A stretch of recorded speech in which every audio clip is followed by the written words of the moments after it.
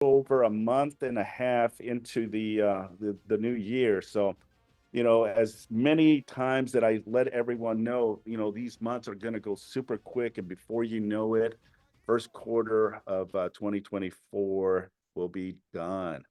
So I have the honor and the privilege of having one of my amazing agents from the South Bay office, Mr. Erik Chavez. Erik has many years of experience, started part of a team and then transitioned and now reverted into creating his own team.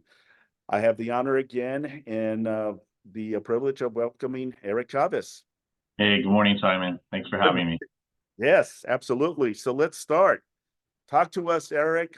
Why did you choose real estate?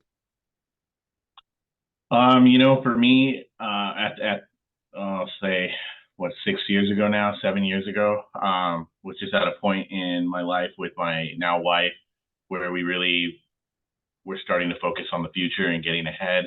Um, Tried to learn as much about the real estate game as much as I could before jumping in and making sure it was something that I could get into. Um, what our conversations came down to really that we were focused on was we both um, come from families that are not really going to be leaving us things, right? So properties, inheritance, anything like that. And so we started thinking about, okay, if we're going to have a family and have kids, or even just taking care of her mother going forward, what kind of direction and avenues can we take to develop wealth and grow wealth? And ultimately, that's the whole reason I jumped into real estate, was really just to create that generational wealth. And so not only for me, but now I've really adopted that stance for my clients.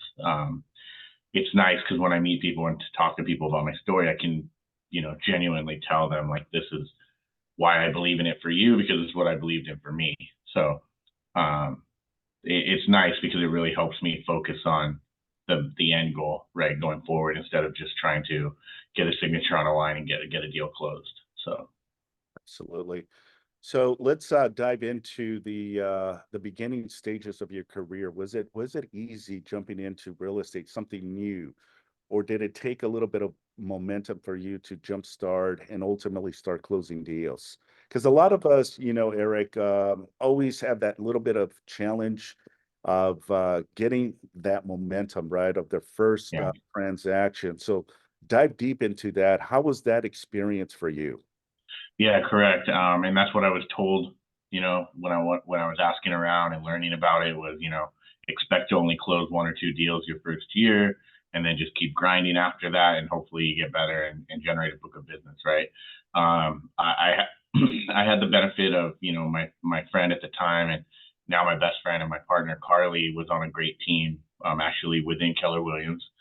I was able to talk to them and join the team pre getting licensed. So I had the benefit of coming on as, like an ISA. So I was able to put about 4 months in of showing up for 8 hours a day and sorting through in CRM and making calls. Um, it it was different. I was in a bar running a restaurant and running a bar for 3.5, 4 years before that. So it was different for me to come in and just start getting on the phone and not being in front of people and shaking hands. But I really think that benefited me. I didn't know any better, right? Then so a lot of realtors, they don't do calls up front and then they go and try to learn later. So I jumped in and was totally comfortable making calls. By the time I had my license, I was able to keep up with doing calls and then jumping right into open houses. And for me, that was a big pillar right off the bat, because an open house for me was just like running a bar, just in a different setting. So um, I was able, kind of crushed it. I mean, within my first 6 months, I had 4 transactions, and then the first calendar year following that, I had 12. So obviously, being on a top producing team helped benefit that a little bit. Um, but it definitely, having that had that framework of making calls and how to use a CRM, continuously using it and following up with it, really helped a lot. I love that. So in the beginning, even before you got your real estate license, that's all you were doing, servicing entry in the CRM, and just picking up the phone and making connections, right? Making calls for the. Correct. Yeah. Making calls, trying to set appointments for the agents that were licensed on my team at the time. Um, sorting through leads and filtering them, starting them on drips, sometimes warm, sometimes cold, figuring out if they're, active or ready to go in the next 3 to 6 months, even sooner, taking listings, appointment calls, and sorting them through that. Yeah, It did like a crash course almost. yeah. But how important is that? To make commitments every single day, be diligent, pick up the phone and try to make appointments. Very important. Very important. It is. And even now try to remind myself of that, right? If I fall behind a week or a month on my follow up, um, it is literally something you can keep track of and see how it pays out, right? You can actually see your ROI on that if you keep track of it correctly. And I know a lot of us don't want to, or say like, yeah, we have our CRM and all this, but if you want to actually keep track of your money making activities, it will translate. It's at the end of the day, it's a numbers game, whether it's door knocking, calling, texting, scheduling appointments, but it all matters. So Yeah, no doubt whatsoever. Thank you again for sharing that, because it's very important for all of us on the call to understand. And for the most part, a lot of us do understand the importance of hitting your database, prospecting, picking up the phone, and doing the necessary activities that lead you to more and more appointments. And that's again the fact of why your first year you were able to do four transactions, is because you understand the elements of what it took. Now, being part of a team definitely helps. Getting started prior to having your real estate license kind of build that foundation for you to understand. And obviously, your background in running, restaurants and bars, just gave you that extra layer of skills and understanding the elements of having conversations, but leading the way of how to put deals together, right? And now correct. created this amazing platform for you, and being consistent, right? Because that's Yeah. that's part of the vitals of what we do, staying consistent, because we can have a choppy year, or we can have a consistent year, but it starts again with picking up the phone, making those connections. Yeah, absolutely. Yeah. So talk to me about how do you stay updated with the current trends? What do you do to educate yourself and kind of navigate being able to do more and more business? Yeah. When I decided to leave that team, and unfortunately the office at the time, that was about 10 days before real estate shut down in 2020. So Right. um, I had to pivot, because I essentially lost one of my pillars right away. No more open houses for a while. Um, so I had to kind of, relook at my business plan and decide where I wanted to go. Um, Being solo, for the first time, I had to really make a choice. So I really started focusing on masterminds like this. Um, a half hour, 40 minutes once a week. But if I'm in three of those across, across my areas or across different groups, it really pays off. I try to really focus on going on brokers at least, once or twice a month now. Um, like I talked about before, it's money making activities, right? So I'm not trying to do those every week and skip out 2 hours a day, but once or twice a month and keeping up with what's out there, especially as inventory starts to grow, is really, it has really helped me. When I take calls, or if I'm making calls and someone surprises me with oh yeah, did you see this one? And it's a house I've already seen and I know about. It really helps, right? And like, I'm a big believer in a lot of clients can tell if you're bullshitting or not. So you get out there, you know what you're talking about. It shows. And then just different networking groups. So, I'm part of a great nonprofit called ARIA. And that's obviously focused on a different side of real estate, but at the same time, it's still a networking group. The people involved are realtors, are affiliates. And, the more people you know in the business, the more you get to learn and talk about. So I keep up with networking, keep up with my lenders and all my other affiliates and figure out what's trending. Even, let's say I haven't done a transaction in 30 days. I still got to know what's going on. So. Yeah. Well, you took one of my questions out. You being part of the ARIA, you're the past president of last year, Yeah. and we were honored to see, the amazing gala that happened a couple days ago. So, yeah, congratulations for doing an amazing year in 2023. Yeah, thank you for being there. It was an honor to lead the chapter, and I'm very thankful to be a part of that organization. And I'll be in an advisory role going forward.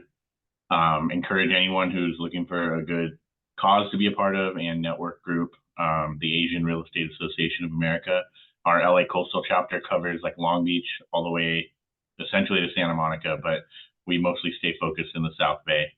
Um, it's a great group to be a part of, great cause to be fighting for. So Beautiful.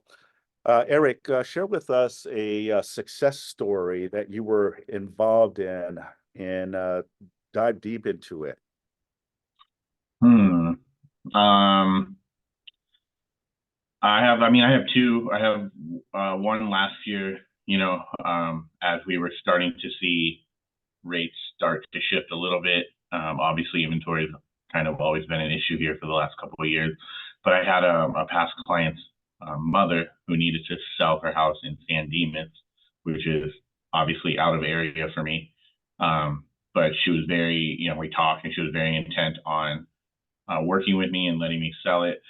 Um, Wanted to do, obviously the best I could. It's their childhood home. Her husband had passed. They've been in there 30 plus years. There's a lot of emotion attached to it.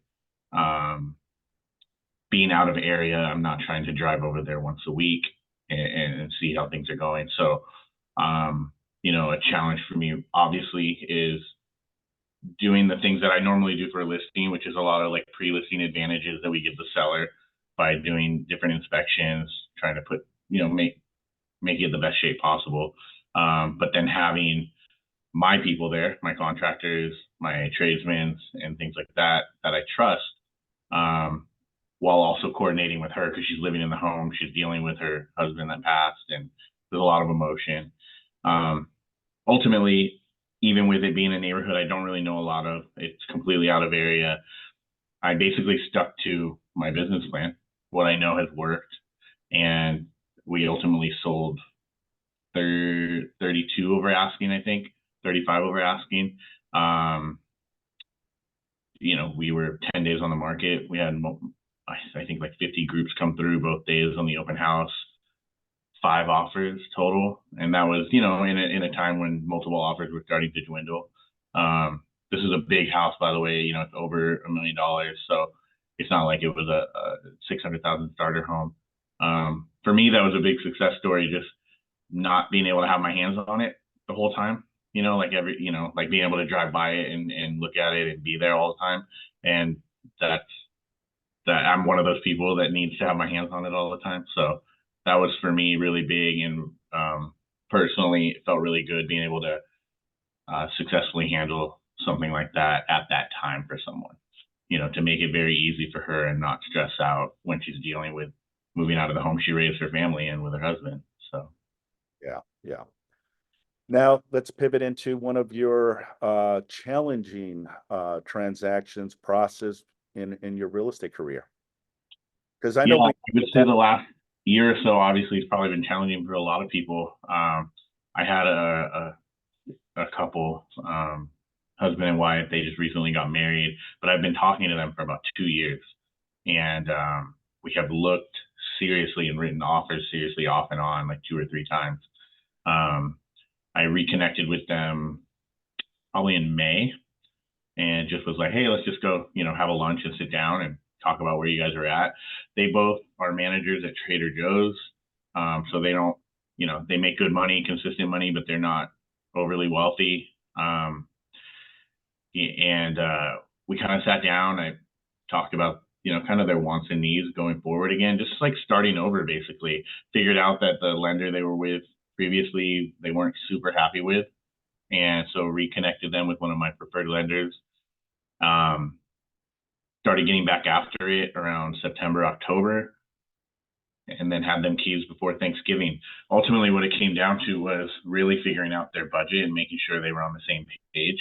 Um, Sometimes we know that as realtors, that maybe them as a couple is not on the same page. Maybe the expectations or the understanding of expectations is not there from us.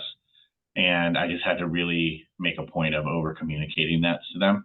And sometimes that meant showing them multiple homes and pointing things out over and over. And then or maybe pointing out their budget, having my lender be very transparent with them was very important on this one. But we ended Yeah. up closing and getting them a 2-1 buy down. We got them into a home that right off the bat had 25,000 of equity based on the appraisal. And we secured about 23,000 in seller credit right off the bat. So huge win. We got them into the neighborhood they wanted to be in, close to family because they're going to start having kids. Um, and it was a single family home and not a townhome. And those were like the two biggest boxes for them. And it was well within their budget. So Amazing. um, Yeah, that was a big one. Yeah. absolutely. Yeah. Thank you. Thank you for sharing. What does your daily look like, Erik? Well, I'm married. I don't have kids, but I have 5 pets. So They're um, like kids. yeah, so they're like my kids. So to be completely honest, I'm not in front of the computer every day at 8 or 8:30, but I try to be up by 8 or 8:30 every day, and then commit anywhere between 5 to 7 hours of money making activities. And like I said, that's not always sitting down and doing calls for 5 hours or even 2 hours at a time. A lot of times I'm out door knocking, or I'm spending 2 hours and then scheduling appointments. It's a lot of text follow up nowadays.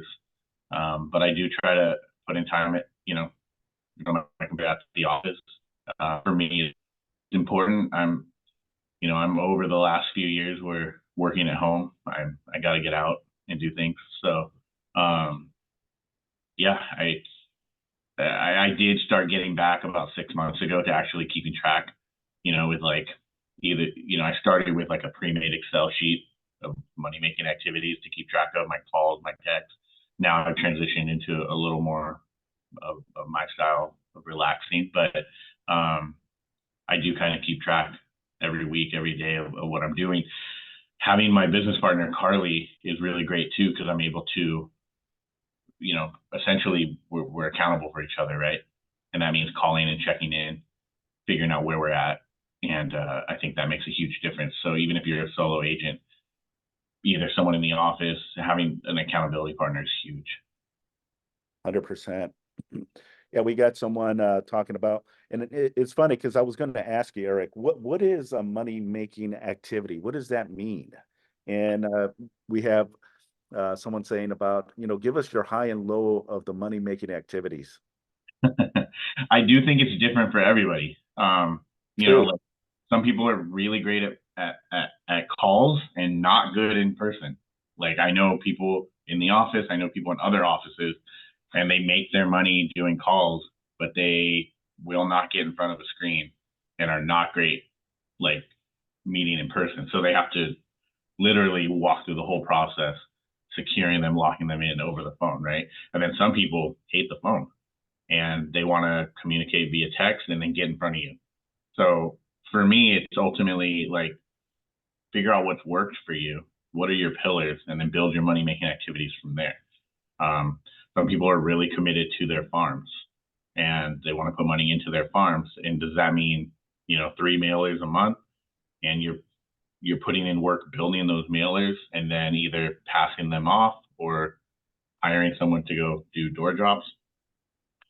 Just essentially what it is not wasting time, right? So Right. um, I try to do an email blast like every other week. So that means every other week on either Thursday afternoon or Friday morning, I dedicate 2 hours to like putting together an email blast in MailChimp. That's a money making activity for me, right? Because it's going out to my database, it's going out to our sphere, and essentially, hopefully, going to return something. Um, I like using platforms and things like MailChimp like that I can actually track certain things, right? Like so opening percentages, if it bounces back, things like that.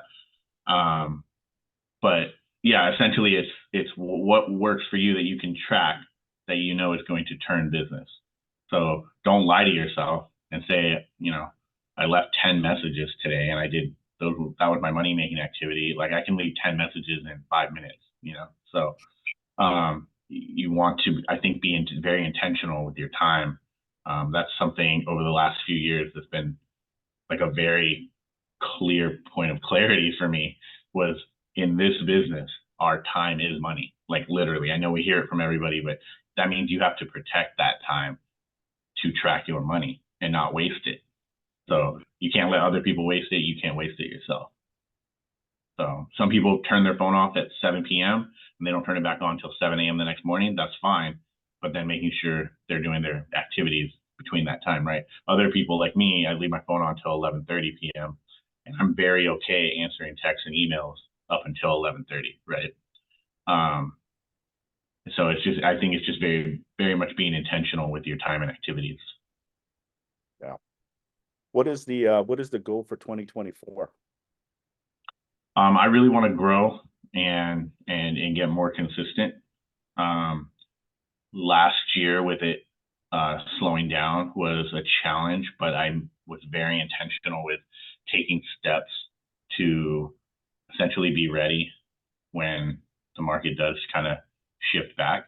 Um, and those steps, included like rejoining Keller Williams, um, partnering with Carly. We hired an agent, um, and just kind of like committing certain things, even if it felt like it wasn't the best time to be doing it. Um, for 2024, I really want to have one or two other agents on full time that are starting to learn and really passionate about the business. Um, and I think, for Carly and I think we set when we did our business planning, we set our goal at 50 transactions. I don't remember what we said for volume, but I think our goal really is 50 transactions for the year between us, which is lofty, you know what I mean? But yeah, you can't get high if you don't aim high. So 100%, and everyone should have, their goals and expectations of what that looks like. That's the beauty of what we do, right, Eric, is that every year you can reset, right? And yeah, reflect on what you want to achieve this year. So if it's units, if it's GCI, if it's volume, take more time to spend with the family, go on more vacations, pay off all of your debts. The beauty of what we do can give you those opportunities, right? And it's important to sit down and write those goals. yeah, it really is. I've done business planning the last couple of years. I have someone who is a bit of a mentor, and she'll volunteer her time to sit down with us for a couple hours. And it's always a little bit of a headache leading up to it, but ultimately the time you put into it is what you're going to get back out of it. I'm not a big vision board guy. So if I can sit down and talk to someone again, be accountable and put my stuff, my goals down on paper, um, it's really helped me in the last couple of years. So I think it's very important. Yeah, no doubt whatsoever. What do you enjoy most of being in real estate? Or let me put it, what is the most um, important aspect or passion that you have in real estate? Yeah. For me, very early on, even when I was on the team, I knew that real estate was going to be something I stayed in going forward. I've worked a lot of jobs, but I knew real estate was the first job I had that I really, really felt passionate about. Um, it just it's easy for me to talk to people. I love meeting new people, and then to help them accomplish, a goal of getting a home, selling a home, whatever it is. Um, the payoff is just it's always huge, right? We always love closing day, whether we're selling or buying. Um, but you know, for me, it was starting to learn and understand that even though a lot of the consumers, a lot of the public are obsessed with real estate and Zillow and all this stuff, the more people you meet, the more you understand that no one's really educated about it. So for me early on, I really committed to the educational side of it. Was, I really want to come in, and when I sit down with a couple or a buyer or a seller, I want to make sure they understand the process and understand like what the end goal is, just for this one, but also how does that affect you going forward? How does it affect your goals going forward? Because we all know, like for most people, like their first home or second home is not their forever home, and the goal is to them work for them going forward, right? In another 7 or 10 or 15 years. And for me, it was really important to educate to make sure that I'm that person that they come back to. And I tell them straight up all the time, like if you're not learning something from this process, if you're not excited about real estate at the end of this process, then I didn't really do my job right, So that's something that's really passionate for me, and like the ways I get there are my core principles, right? So I'm thorough, transparent, and we're focused on teamwork. And the thorough and the transparency part of it is very, very important to me, because I always tell my clients, like, I will always be 100% transparent with you. I just ask that you do the same with me, and I'm very thorough. So, thorough is not the same as oversharing, but it is making sure it's clear and concise, and you're keeping people updated. You're not, trying to skirt by, and if there's a problem, I don't necessarily not let my client know, but it's strategic. So that's been how I built my business. It's been, I think, really important for me to stick to that, and I've enjoyed it so far. For me, it keeps me passionate, and it keeps it from just being a job. So Yeah, thank you.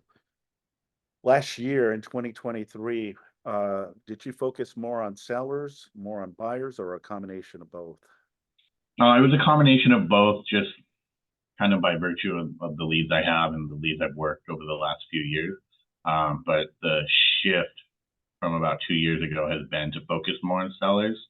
A lot of the steps that Carly and I took last year to put in place is to start focusing more on sellers. So our marketing, our farms, the conversations we're having are definitely focused more on sellers, but it's tough. I have a book of business. We have the past clients to really focus on that, but for new leads, new sellers, it's tough. So it is one of those things, and I've seen it work for other agents where sometimes it takes 6 months or 18 months, but once the dam breaks, you got to be ready. So What is the one marketing tool you use at a very high level?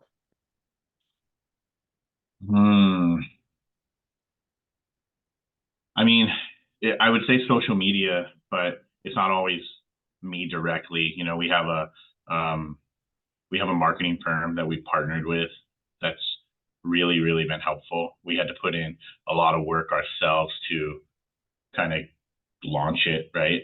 But they kind of took over a lot of our online and social media marketing from that point.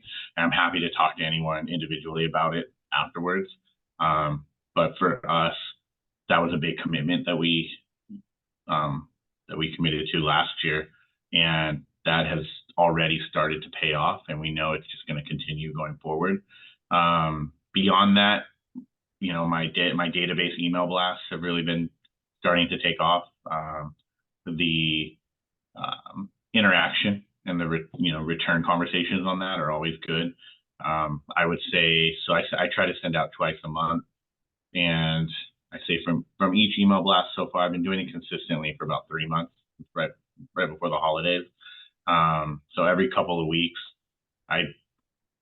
my database that I blast to right now is about 150 and growing, but I have probably 5 to 10 phone conversation follow-ups, like every couple of weeks, just off of those, which is nice. So sometimes, if someone asking about a property or an event or whatever it is, but consistently having those staying top of mind is really important for me. Love that. Love that. And then we'll finish it off with you mentioned about growing the team, adding more agents, really focusing on sellers, being involved in several nonprofit organizations. and just really crushing it, you know. But what I do see from you, Erik, is the consistency and the passion that I've seen you scale your business in the last several years, because I've been following you for quite some time, and it's very impressive what I'm seeing with you, and obviously with the team, and having Carly as part of that future business partnership you have with her. So, any final thought that you like to share with the group? Um, I mean, I know I don't have to repeat it to this group, but I think us coming back to Keller Williams was a huge move for us. Not only individually, but especially as a team and as we grow. You know, we are very fortunate to have Keller Williams support behind as we start to bring in agents and have that training and grow. Not that I don't think about it, but you know, when I do think about and remember when I first came on, even though I was on a team, I took advantage individually of a lot that the office had to offer. And I think I kind, you know, you kind of forget about that when you move on, right? But coming back and understanding where I want to go with my team, that really kind of light bulbs for me. And so us coming back here was really big. Other than that, you know, it's a consistency, you know, and like I'm the first one to admit, like during the holidays, I always fall off. It's my favorite time of the year.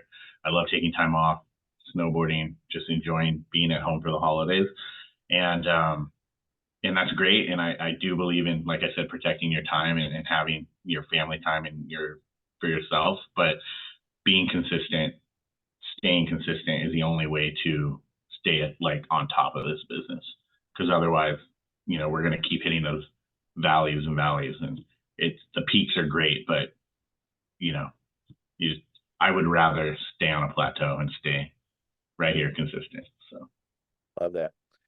Well, Erik, I want to thank you for your time. I appreciate you tremendously, and I'm so grateful that we're in alignment again, and you're part of you know, KW. So, thank again, you for having me. your time. Thank you very much, and let's Yeah. crush it for 2024. Yes, sir. Appreciate you. Thank you. All right. Happy Thank you. Friday. Happy Friday. Happy Friday. Thank you. Thank Thank you, you. everyone. Appreciate it. Have a wonderful Friday and a wonderful weekend.